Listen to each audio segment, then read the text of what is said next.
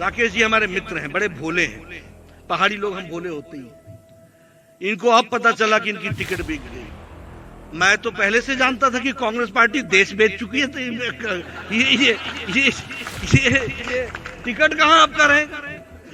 और मैं कहने के लिए नहीं कह रहा हूं, राजीव गांधी फाउंडेशन ने एम्बेसी ऑफ चाइना से, एम्बेसडर ऑफ चाइना के माध्यम से राजीव गांधी फाउंडेशन में चंदा लिया है। तो जब देश को नहीं छोड़ा, आप बताइए, हमारे फौजी भाई गए, उन्होंने सर्जिकल स्ट्राइक की, उन्होंने एयर स्ट्राइक की। आर्मी वालों से प्रूफ मांगते हैं क्या, सबूत मांगते हैं क्या। तो यह इनका, बेचारे राकेश जी आपको देर से पता चला, लेकिन मैं कहूंगा देर आए दुरुस्त आए, सही जगह आए।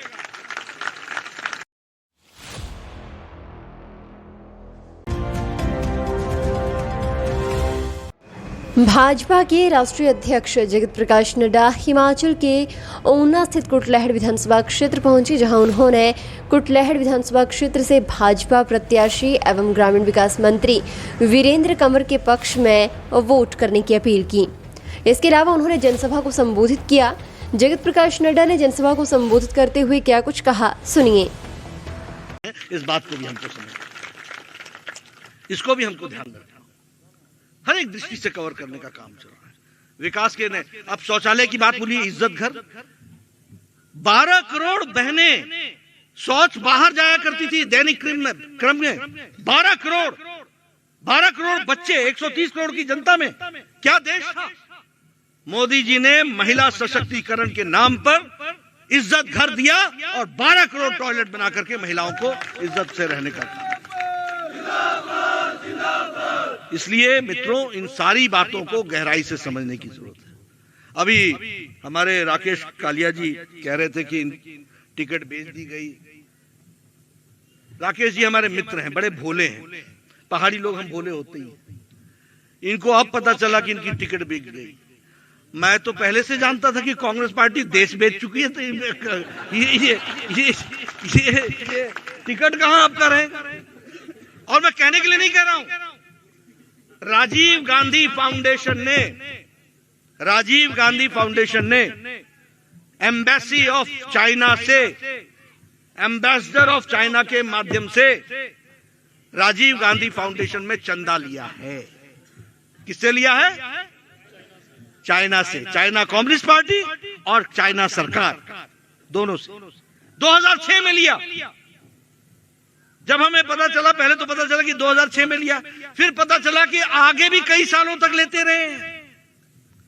आप बताइए, चाइना से इस तरीके का फंड लेना, ये देश के साथ क्या है, जरा समझाइए मेरे को, ये क्या है। तो वो तो धारा 370 का विरोध किया कि नहीं किया कांग्रेस पार्टी ने। वो मजबूती के लिए मोदी जी ने वो बिल लाया था कि नहीं लाया था। तो जब देश को नहीं छोड़ा, आप बताइए, हमारे फौजी भाई गए, उन्होंने सर्जिकल स्ट्राइक की, उन्होंने एयर स्ट्राइक की। आर्मी वालों से प्रूफ मांगते हैं क्या, सबूत मांगते हैं क्या। तो यह इनका, बेचारे राकेश जी आपको देर से पता चला, लेकिन मैं कहूंगा देर आए दुरुस्त आए, सही जगह आए। तो ये तो रिवायत है उनकी। और हमारी रिवायत क्या है? हमारी रिवायत है, हमने मणिपुर में दोबारा सरकार बनाई है, हमने उत्तर प्रदेश में दोबारा सरकार बनाई है, हमने भारत की मोदी जी के नेतृत्व में मोदी जी ने दोबारा सरकार बनाई है। पहली बार हम जीत के आए थे 282 से और दूसरी बार जीत करके आए 353 से। हमने उत्तराखंड पड़ोस में सरकार बनाई है, हमने गोवा में तीसरी बार सरकार बनाई है, और आने वाले समय मणिपुर में हमने दूसरी बार सरकार बनाई है, और आने वाले समय में हिमाचल में राज नहीं रिवाज बदल देंगे, रिवायत बदल देंगे।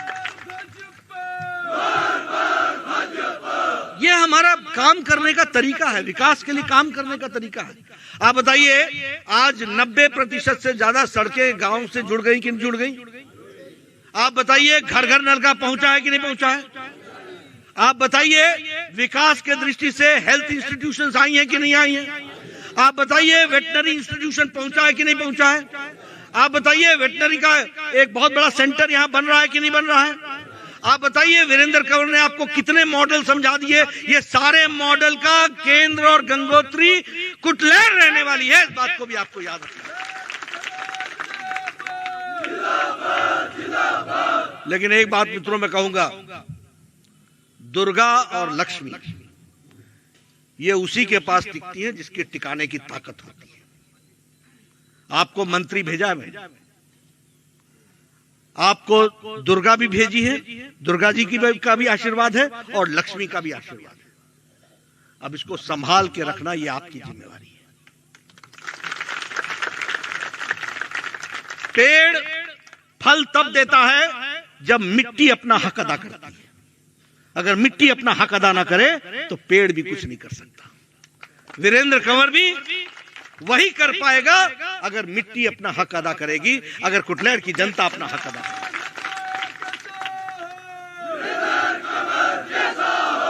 इसलिए पहले तो वीरेंद्र कंवर जी के बारे में बता दूं, ये बहुत संयम व्यक्ति हैं, साफ सुथरे हैं, लोगों की सेवा में दिन रात एक रहते हैं। 4 बार लगातार जीत लेना आसान काम नहीं होता, क्रीज पर टिके रहना आसान काम नहीं होता, और ऐसे खिलाड़ियों को प्रोत्साहन देना ये जमीन की जिम्मेवारी होती है, ये आपकी जिम्मेवारी है।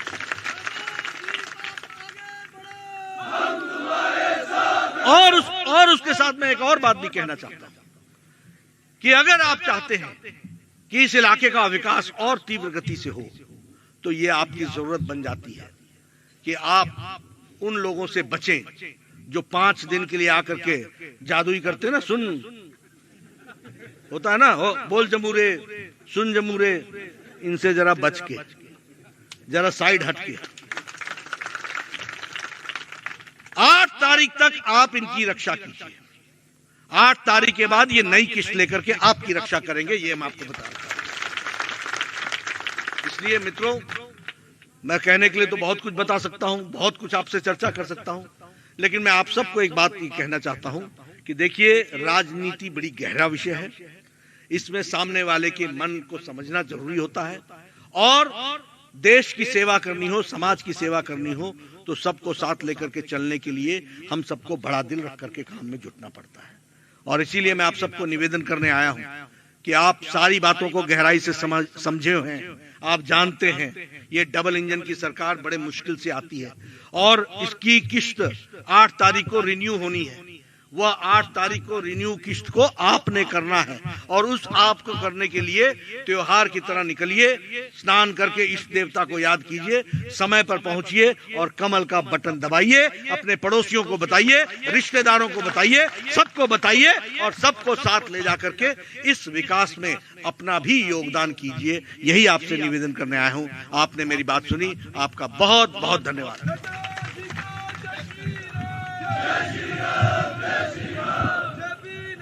धन्यवाद आदरणीय अध्यक्ष महोदय। फिलहाल के लिए बस इतना ही, और बड़ी खबरों के लिए बने रहें न्यूज़ सुपर भारत के साथ।